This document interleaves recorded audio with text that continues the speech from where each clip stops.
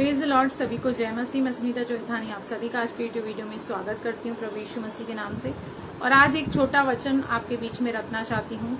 पहला तिमुथियुस का हम पढ़ेंगे 4:12। हम यहाँ पे तिमुथियुस जो कि मुझे लगता है कि यूथ के लिए, यंगस्टर्स के लिए एक बहुत ही आदर्श और एक बहुत ही बेहतरीन सेवक है, जिसको कोई भी एक यंग प्रीचर, यंग टीचर, कोई भी यंग जो सेवा कर रहा है उसको फॉलो कर सकता है।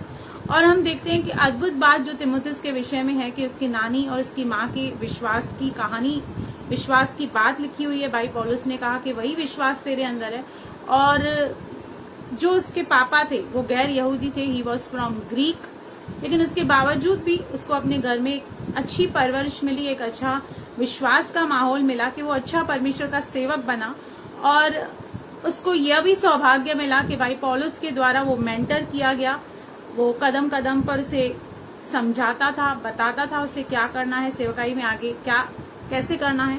तो उन सभी सेवकों के लिए, और of course I am also young, मैं भी यंग हूँ, प्रभु का धन्यवाद। तो उसके लिए भाई पौलुस कहते हैं कि कोई तेरी जवानी को तुच्छ न समझने पाए। क्योंकि अक्सर क्या होता है कि एक कलीसिया में बुजुर्ग लोग भी होते हैं, एक्सपीरियंस लोग भी होते हैं, अनुभवी लोग भी होते हैं। तो वो क्या करते हैं कि जो जवान लोग हैं उनकी बातों को या उनके सरमन को, उनकी प्रीचिंग को तुच्छ जाना जाता है। और हम भी कई बार जब हमें बच्चे कुछ बताते हैं तो हम उनको तुच्छ जानते हैं। हम कहते हैं अभी आपको पता ही क्या है, आप अभी बहुत छोटे हो, अभी जिंदगी का अनुभव नहीं है। तो उस पॉइंट ऑफ व्यू से भाई पौलुस उसको समझा रहे हैं कि कोई तेरी जवानी को, मतलब कोई तुझे डिस्पाइज नहीं करना चाहिए, कोई तुझे तुच्छ नहीं जाना चाहिए, और कोई आपको तुच्छ न जाने। इसके लिए आपको क्या करना होता है, पर वचन में, मतलब वचन में इतना निपुण बन जा, वचन में इतना एक्सपर्ट बन जा कि जब भी कोई तुझसे बात करने आए, विवाद करने आए, तो वो तू उसको सही रीति से जवाब दे सके।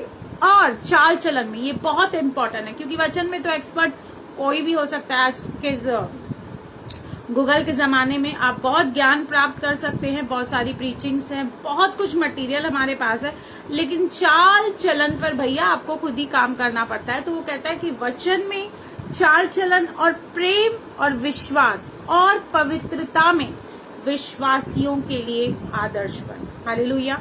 क्योंकि उसे ये पता था कि संभावना यही है, क्योंकि तिमुथियुस बहुत यंग है, और ऑब्वियसली जब कोई अपने युद्ध में होता है तो उसके पास वो टेम्पटेशन, प्रलोभन भी बहुत होते हैं, अपने आप को उसे संभालना पड़ता है बहुत सारी चीजों से। तो लेकिन वो कह रहा है कि पहले तो वचन में निपुण बन, अपनी चाल चलन, मतलब अपने बिहेवियर के द्वारा क्राइस्ट को दर्शा। प्रभु का जो वचन है वो अल्टीमेट स्टैंडर्ड है। कोई क्या कह रहा है, मैं क्या कह रही हूँ, इट्स ऑफ नो यूज।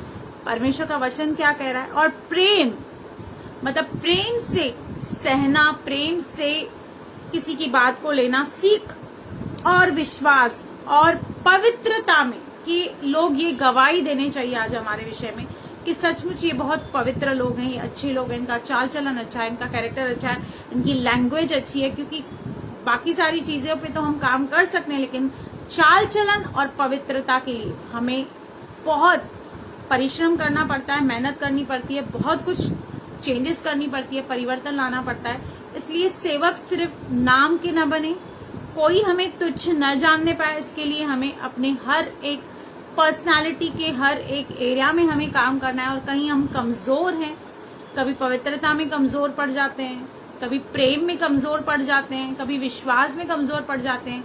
तो हर एक वीकनेस और कमजोरी को हम परमेश्वर के सामने रखें, क्योंकि परमेश्वर अपनी सामर्थ्य को उस कमजोरियों में उंडेलता है। तो गॉड ब्लेस यू। प्रभु आपको बहुत बहुत आशीष करे। आमेन, आमेन।